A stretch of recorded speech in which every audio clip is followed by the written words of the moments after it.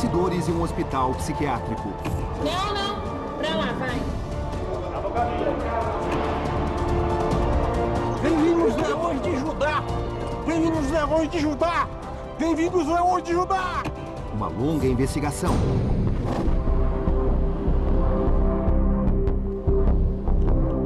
Isso aqui que eu vou mostrar agora são fezes. Passam a noite amarrados, passam, se possível, um dia. Seres humanos excluídos. Vítimas de maus tratos. Não chiqueiro de porco, o chiqueiro do ser humano. O abandono. Deficientes mentais, perambulam sem rumo. Parte deles não vestem qualquer tipo de roupa. Não tem colchão para vocês? Tem. A violência em várias formas. Você já apanhou? O desprezo. O lado de fora do hospital psiquiátrico fornece falsas impressões. Árvores e prédios impecavelmente pintados de azul e branco. Quem parar nesse ponto não vai imaginar o teatro dos horrores que existe ali dentro. Você traria o seu pai para ser tratado aqui se ele precisasse de tratamento mental? Não. O senhor traria alguém da sua família para ser tratado aqui? Traria? O senhor acha que o que existe aí dentro é normal? As perguntas sem resposta. Tecnicamente é certo alguém morrer engasgado e constar como infarto? Isso é certo tecnicamente? O silêncio que incomoda. Vocês classificam a situação desse hospital psiquiátrico como normal? Os gritos que ecoam.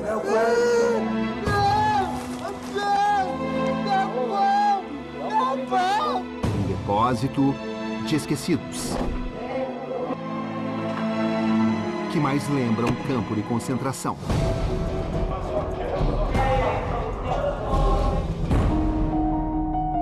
Boa noite. No Conexão Repórter de hoje, a revoltante realidade de muitos dos manicômios do Brasil. Os doentes mentais sempre sofreram preconceito de parte da sociedade. Porém, pior que o preconceito é o descaso. Uma investigação jornalística de vários meses revela o que acontece de fato dentro de um dos hospitais psiquiátricos do país.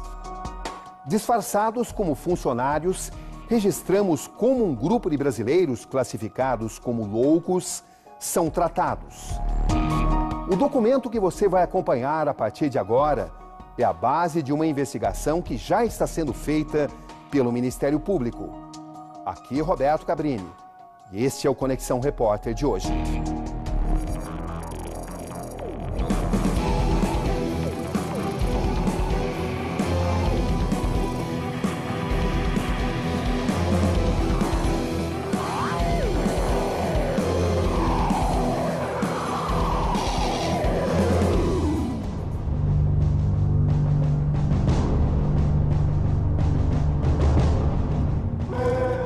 Popularmente são chamados de loucos. Termo que traz junto o preconceito da dita sociedade dos normais. Eles apresentam padrões mentais que diferem da normalidade. A psiquiatria descreve mais de 100 grupos de transtornos mentais.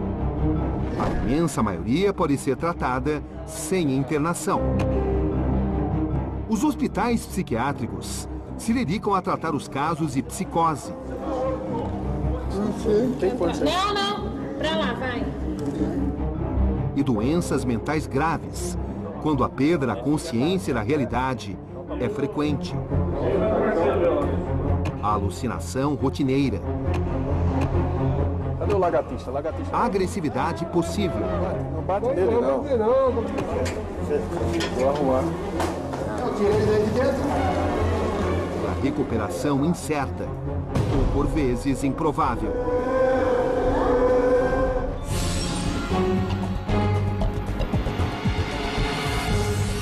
Hospital Psiquiátrico Veracruz, Sorocaba, estado de São Paulo.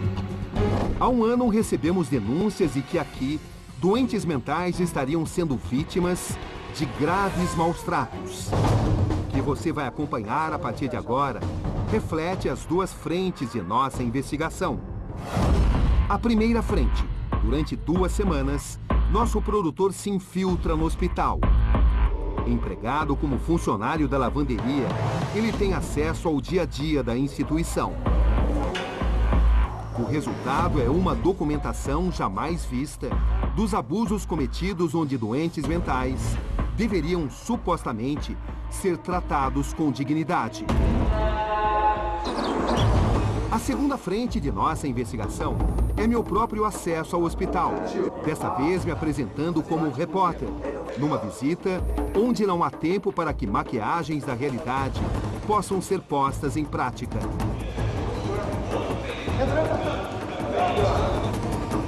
Primeiro dia de trabalho de nosso produtor como auxiliar de lavanderia. E como era o seu dia a dia? Chegava lá às 7 horas, ficava até às 4 da tarde e fazia todo tipo de serviço pesado lá dentro da lavanderia. Que acesso você tinha ao que acontecia dentro do hospital? No intervalo, na hora do almoço, eu abria mão de almoçar para ficar circulando pelas alas e vendo o que acontecia lá. Do lado de fora, uma fachada bem cuidada. Para chegar até o prédio principal da administração, passamos por um jardim bem cuidado, muito verde. Prazer, Leonir, tudo bom, bonitão? bom, Funcionário novo, não é um pouco mesmo. É uma gracinha, que lindo, mas eu sou de pelúcia.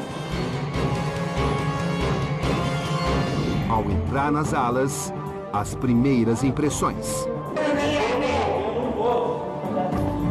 Aqui é os doentes. Esses caras estão tudo com frio aqui, né, velho? Eu vou vir daqui a pouco. Homens descalços, sem roupa, sentem frio. Esse homem está deitado em uma cama sem colchão.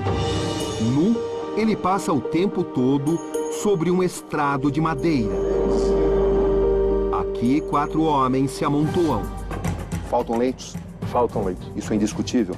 Indiscutível. Eu vou ser cedo, filho. 7 horas da manhã, você entra aqui 8 horas. Você não viu. Nesse outro quarto, encontramos fezes, ao lado de um paciente. Durante seu período de trabalho, circulamos livremente pelas alas do hospital. O mau cheiro é forte. Nosso produtor sente náuseas.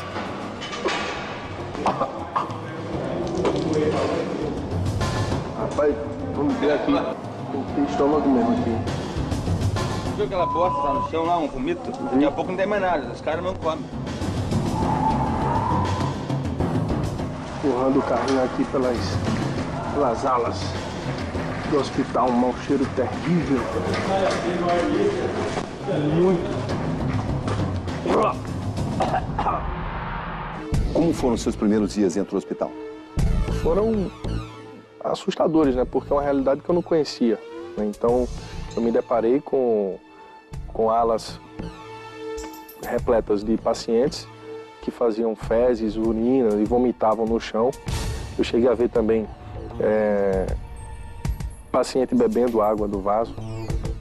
E isso me assustou muito, né? Eu passei mal, inclusive, nos primeiros dias, toda vez que eu entrava na aula.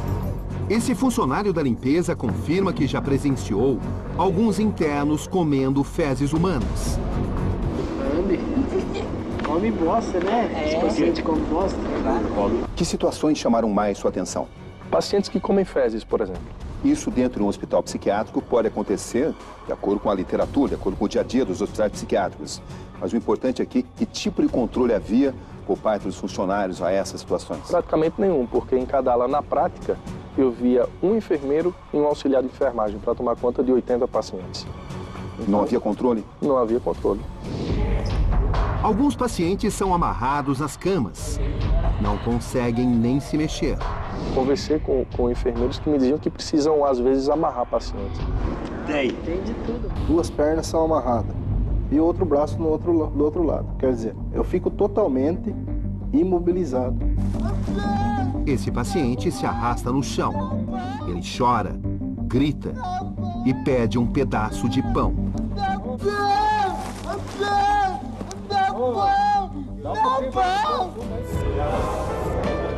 Aqui dentro a situação é extremamente precária. Falta praticamente tudo.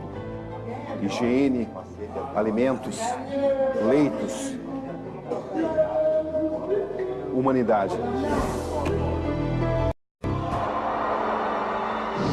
Trabalhando como auxiliar na lavanderia, nosso produtor registra o momento em que esse interno pega uma casca de laranja no chão e come.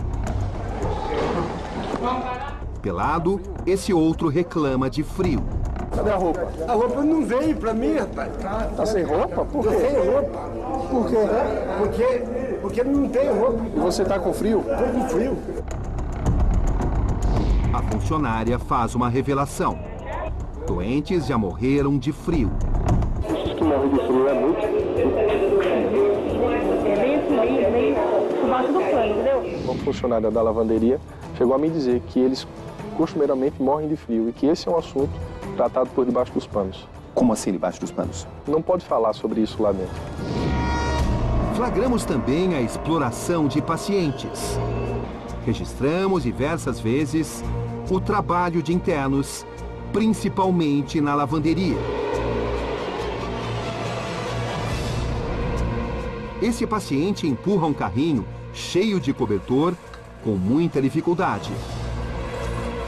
Substitui uma mão de obra que não existe. Tá pesado aí? Acostumado. Como é que é? Acostumado. Tá acostumado? Eu sinto leve o cobertor do maior. Não, deixa eu te ajudar. Isso aí tá pesado pra mim. Deficientes físicos e mentais fazem um trabalho arriscado. Este doente mental coloca quase metade do corpo dentro da máquina de lavar industrial. A tampa cai em cima de seu dedo. Após o ocorrido, ele ainda leva uma bronca da funcionária.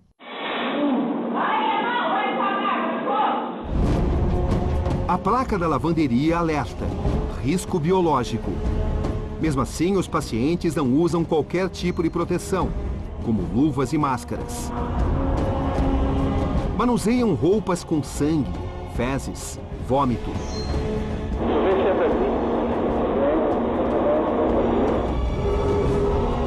Eles não recebem nada por isso. Na verdade, eles revelam ganhar um copo de café após toda a jornada. Eles te dão alguma coisa aqui? Não.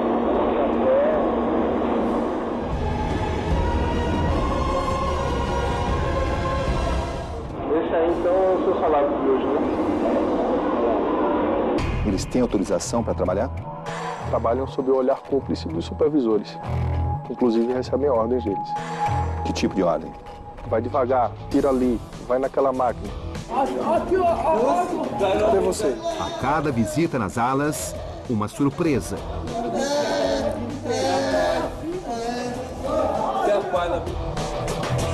Circulando por esses corredores, também me deparo com uma realidade jamais imaginada.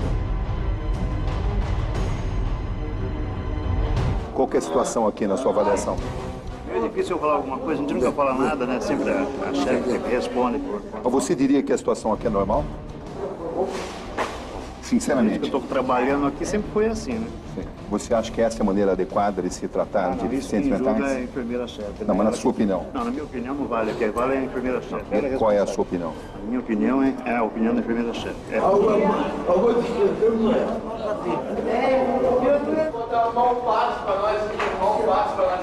Como é que vocês são tratados aqui? Nós somos tratados aqui, nós tomamos remédio aqui, nós tomamos remédio aqui.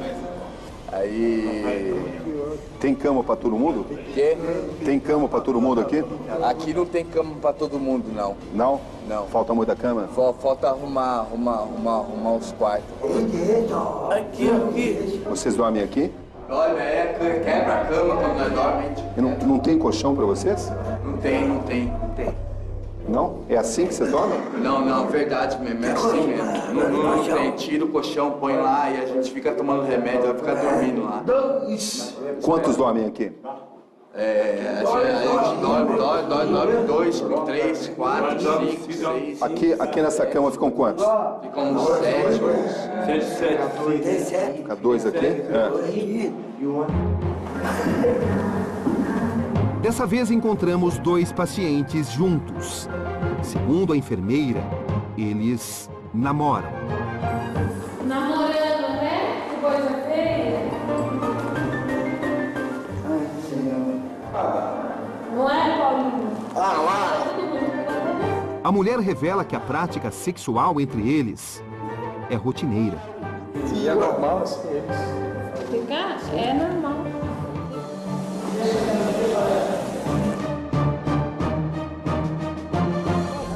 Esse enfermeiro trata os pacientes de maneira agressiva, estúpida. Essa bosta aí, rapaz.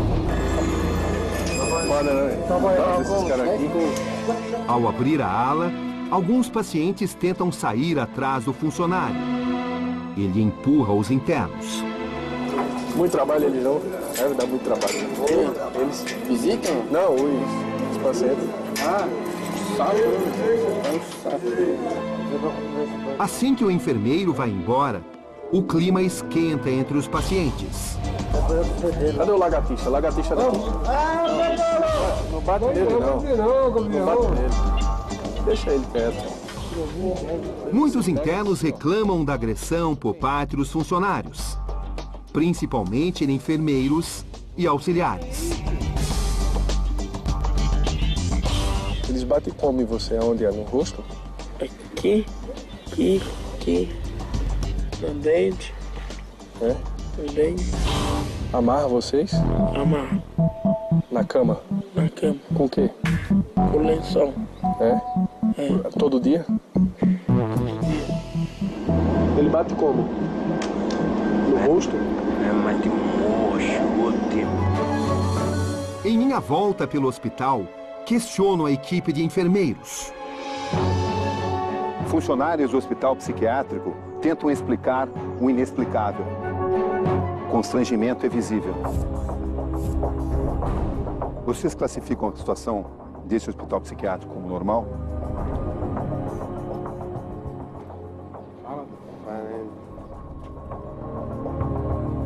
Fala tudo que você sempre quis falar. Cara, se a gente falar tudo que a gente pode falar e quer falar, isso a gente vai ter uma consequência. Tá certo, mas acho que a principal das consequências é do ser humano, né? Vamos perder nosso emprego. Tá certo. Não, mas eu acho que é o momento de se mostrar a verdade. O que acontece aqui dentro? Você traria o seu pai para ser tratado aqui se ele precisasse de tratamento mental? Não. Por quê? Porque as condições não ajudam. Novo dia de trabalho de nosso produtor. Novos relatos. Denúncias que se multiplicam. Esse paciente assume comer fezes e vômito. Já comeu hoje? Hoje? Por quê? Já esse outro come todo tipo de bicho. O funcionário conta que já chegou a presenciar o paciente comendo um sapo. Ele come sapo, parece que está comendo hambúrguer. Fica até escorrendo. Um deficiente mental quer repetir a refeição. Ele insiste e é imobilizado por um auxiliar. Você quer ver, já aqui. Você comeu. Vem. Ele já foi, ele já comeu, já voltou. Já passou, já na 8. São 2 semanas trabalhadas no hospital. Durante esse tempo, presenciamos 2 incidentes. Um homem morre e outro desaparece no manicômio.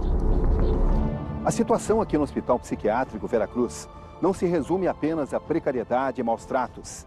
Envolve também óbitos.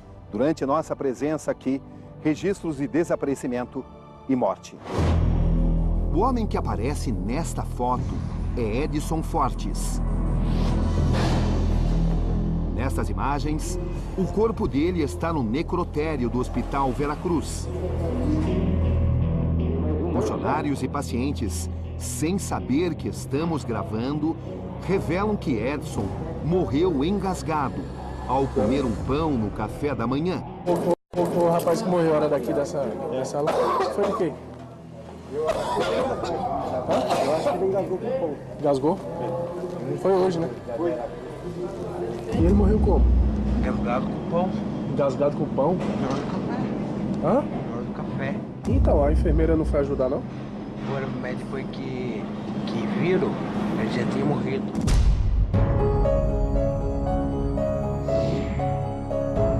Localizamos a família de Edson Fortes no litoral paulista.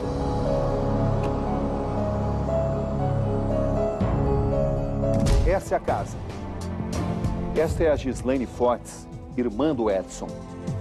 Gislaine, quem era o Edson Fortes? O Edson Fortes era o meu irmão, assim, uma pessoa totalmente normal até os 19 anos, onde ele adquiriu a doença esquizofrenia. Até os 19 anos, ele era um rapaz normal? Normal. Aí os sintomas apareceram nessa idade, aos 19 anos? Aos 19 anos. Foi difícil para vocês aceitar esse diagnóstico? Foi. Ele aceitava? Não. Ele dizia que não tinha nada? Dizia que não tinha nada. Mas foi se tornando uma pessoa agressiva? Foi se tornando uma pessoa agressiva, ele mesmo se batia na parede. Foi Dona Dora quem internou o filho no hospital psiquiátrico. Agora ela se sente culpada com a morte dele. Não deveria. Apenas confiou em um hospital que sempre se apresentou como detentor de um serviço de excelência. Por que a senhora escolheu o Hospital Vera Cruz? Porque eu achei melhor eu internar ele definitivo, porque não estava dando mais para mim ficar com ele. A senhora chegou agredida também? Ah, fui agredida. Aí ele me jogou no chão e batendo. Por Deus, eu consegui me livrar dele. Quando eu consegui me livrar dele, eu corri para a rua. 32 anos, eu fiz o bolo para ele, a gente cantava parabéns, olha aí. Houve momentos de muita felicidade? Houve, sim. O que a senhora sabia sobre esse hospital? Eu não escolhi.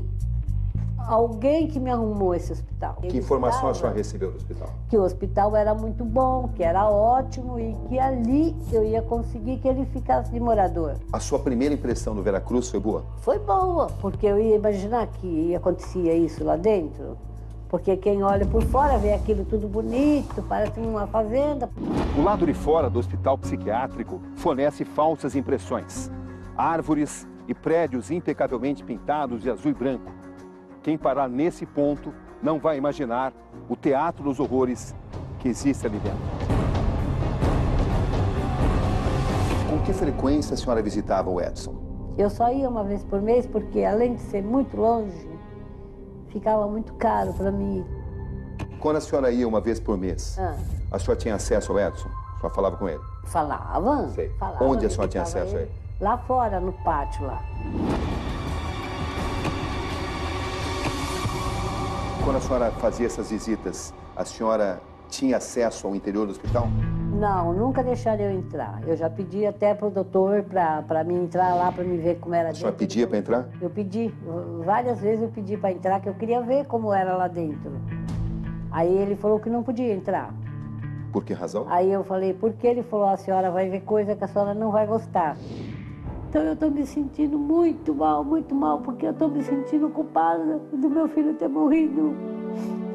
Porque eu pus ele lá porque ele não tinha mais condições de viver fora.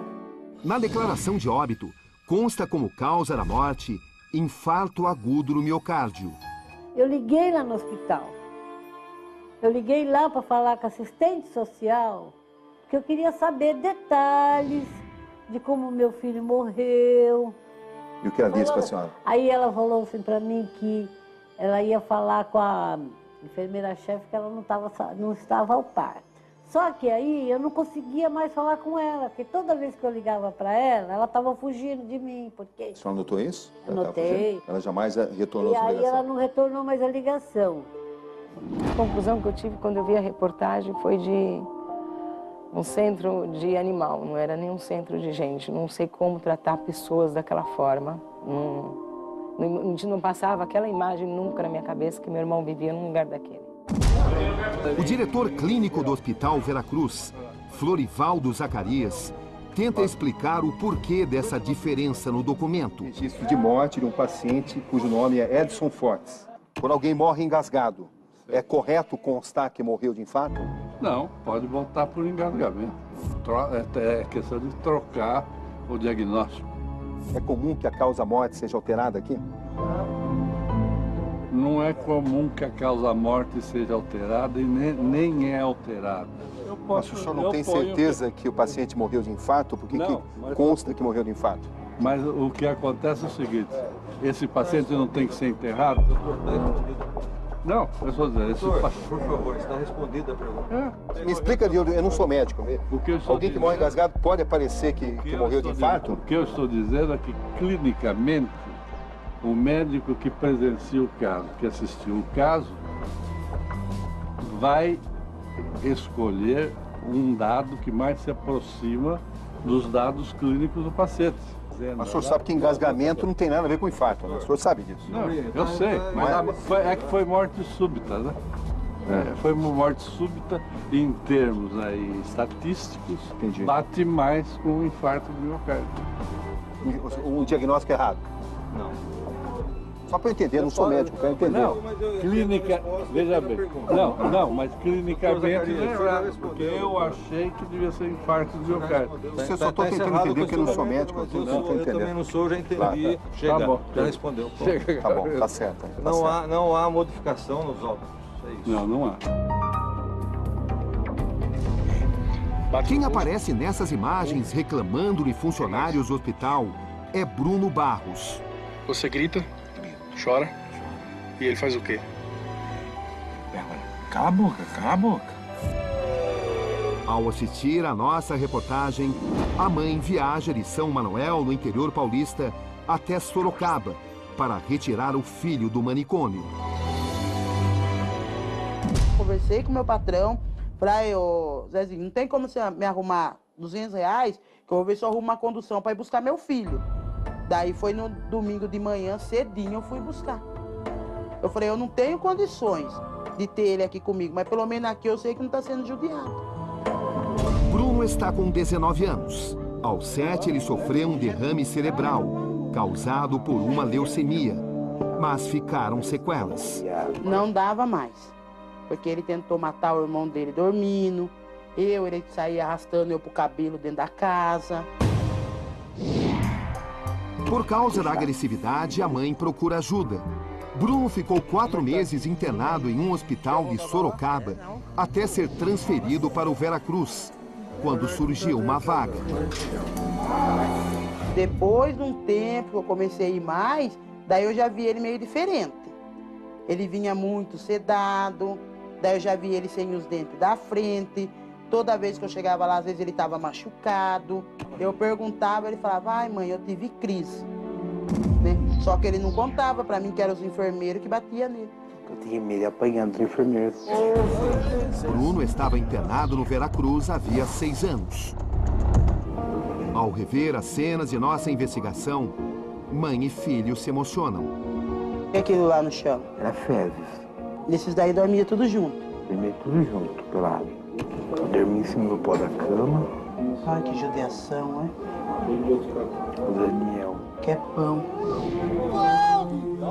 Que é triste, ainda eu pude ir lá e salvar ele. E esses um que não tem família, vai saber o que vai acontecer, né? Então, a primeira noite que ele dormiu aqui mesmo no chão, ele acordou no outro dia e falou pra mim, mãe, eu não acredito que eu saí daquele inferno. São Manuel, interior de São Paulo. O mês é novembro.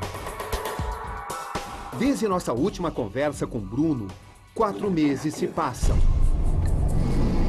A mãe do jovem não está em casa.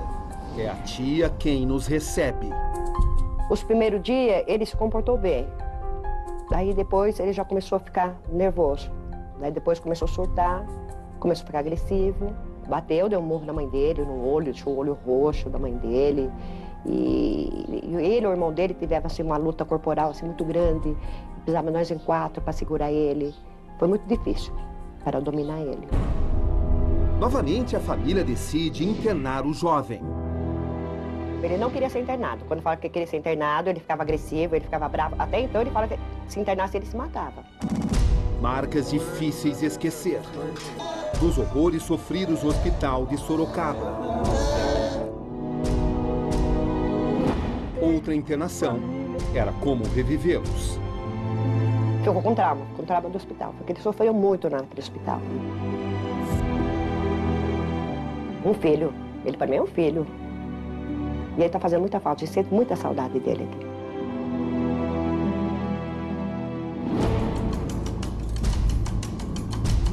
Recebemos autorização para visitar o jovem, internado em um hospital a poucos quilômetros dali.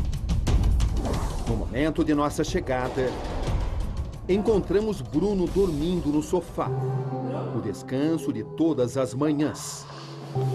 Não é? Vai cumprimentar o pessoal? Bruno chega no começo de novembro, ganha peso e agora está com outra aparência. E aí, Bruno? Parece mais saudável. Lembra dele aqui, ó? Qual o nome dele? Diariamente, ele cumpre uma agenda de atividades.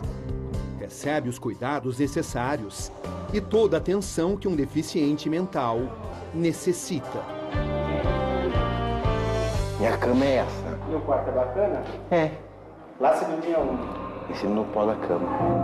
E aqui eu tenho uma cama macia, eles não me batem, podem dormir sossegado. Na primeira coisa eles batiam. Não tenho nem um pouco de clima de saudade.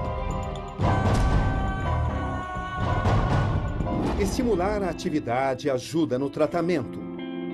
É um dos segredos de sua melhora. A ociosidade, ela traz para a gente todo um incômodo, que cada um responde à ociosidade de alguma forma. Alguns de uma forma mais agressiva, outros de uma forma de ficar mais deprimido. Viver isolado da sociedade, sem ter o que fazer, não é bom para ninguém. A gente tem que devolver para o paciente habilidades que estavam ou esquecidas ou não usadas. Fazendo essas coisas, eles começam a redescobrir quais são suas habilidades, né? Na casa, ele precisa continuar fazendo alguma coisa que dê esse sentido para a vida dele. O que não dá para ter é toda uma ociosidade que não dê sentido para a vida dele, né? Que ele não se sinta aceito no meio que ele está, né? As relações serem muito precárias. Aos poucos, o jovem sorridente e alegre vai ganhando espaço. É como retornar à vida, em todos os seus ângulos, em todas as suas emoções. Daqui a pouco, aqui no Conexão Repórter. Relatos dão conta de que Sandoval Antônio da Silva, de 39 anos, teria fugido pelos fundos do hospital.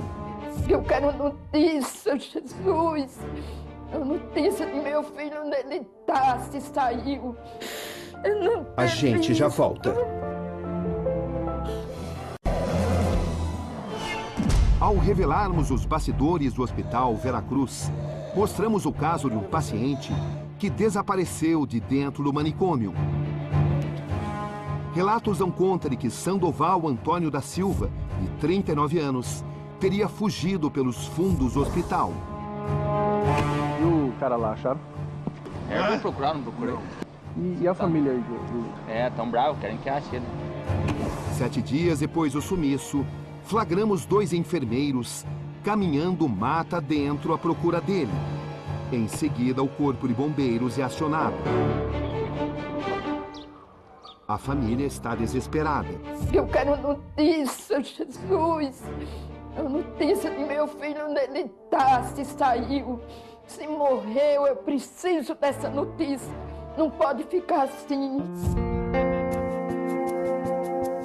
Eu acho que ele morreu lá dentro.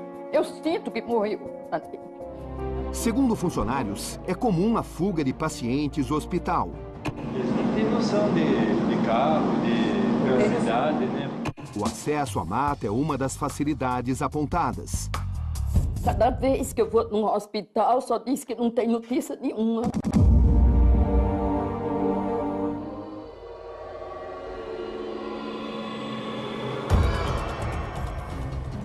Denúncias apresentadas, começa o bate-rebate de acusações. Quem é o culpado? O culpado é o governo federal. O Vera Cruz é um hospital psiquiátrico privado. Desde 2004, ele é mantido com dinheiro público, através de um convênio com o Sistema Único de Saúde. A instituição recebe pouco mais de 6 milhões de reais por ano para tratar os 512 doentes. Dados do Ministério da Saúde. Já a conta feita pelo Ministério Público após a operação é outra. O número de pacientes encontrados ali foi menor, 433. Ou seja, cerca de 900 mil reais estariam sendo pagos anualmente pelo governo federal por 79 vagas que, na prática, não eram preenchidas no Hospital Vera Cruz. O dinheiro daqui jamais, só para esclarecer, jamais é desviado para outras coisas. Isso não, só para esclarecer bem. Veja bem, antigamente, nos bons tempos, nós tínhamos distribuição de algum lucro dentro do hospital. Os diretores do Hospital Vera Cruz jamais informaram aos familiares de seus pacientes que o manicômio não podia oferecer as condições ideais porque não estaria recebendo dinheiro público suficiente. Só agora, com nossas denúncias, os mesmos diretores reclamam que o repasse da verba do governo é baixo. Para que as pessoas entendam quanto vocês recebem, quanto vocês precisariam. A diária aqui, olha, eu não sei exatamente, por volta de R$35. A sua frase, você acha que com R$35, onde você vai conseguir médico 24 horas, enfermeira, medicamento, 3 refeições por dia, pagando R$35? Quanto é que o justo é no mínimo, então fazer um trabalho no mínimo seria uns R$80. Em 30 anos de carreira, poucas vezes eu vi uma situação tão grave, poucas vezes eu vi seres humanos tratados com tamanha falta de respeito. O senhor reconhece que o tratamento dispensado a doentes mentais aqui é indigno? Eu reconheço que o tratamento que nós damos aqui é o possível. É o possível. Como é que eu vou melhorar esse atendimento se eu não tenho dinheiro? O Hospital Vera Cruz alega que recebe um repasse muito pequeno do governo e por isso as condições são precárias. Vocês eram informados de que as condições eram precárias? Não. Muito pelo contrário. A gente reclamava com os enfermeiros e eles falavam que isso era coisa da cabeça da doença do paciente. Que era uma invenção do paciente. Que era uma invenção do paciente, que o tratamento era excelente e todas as informações que a gente buscava sempre eram muito boas. Nunca te disseram que as condições eram precárias? Não, que o hospital estava em condições financeiras ruins, que o repasse era pequeno, absolutamente nada. Nunca mencionaram isso? Não, sempre culpando o paciente. Você acha que deveria ter recebido essa informação? Sim, deveria de passar para a família optar se deixa no hospital assim mesmo ou se a família tem uma outra opção, procura uma outra opção. Que situação o Ministério Público encontrou aqui? Constatei excesso de pacientes e número deficitário de pessoas para cuidar. A senhora nunca tinha visto algo igual? Nunca na minha vida. Nunca na minha vida. Eu teve momentos que eu confesso que eu me senti muito mal.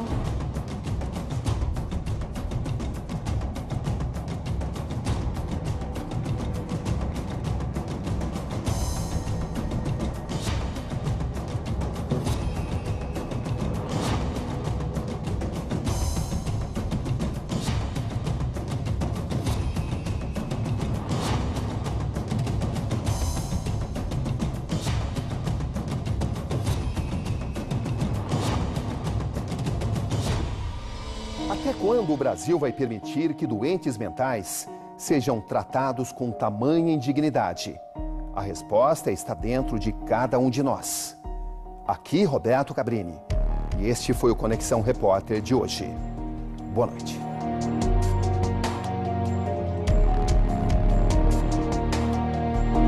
Qual é o maior time do futebol brasileiro de todos os tempos?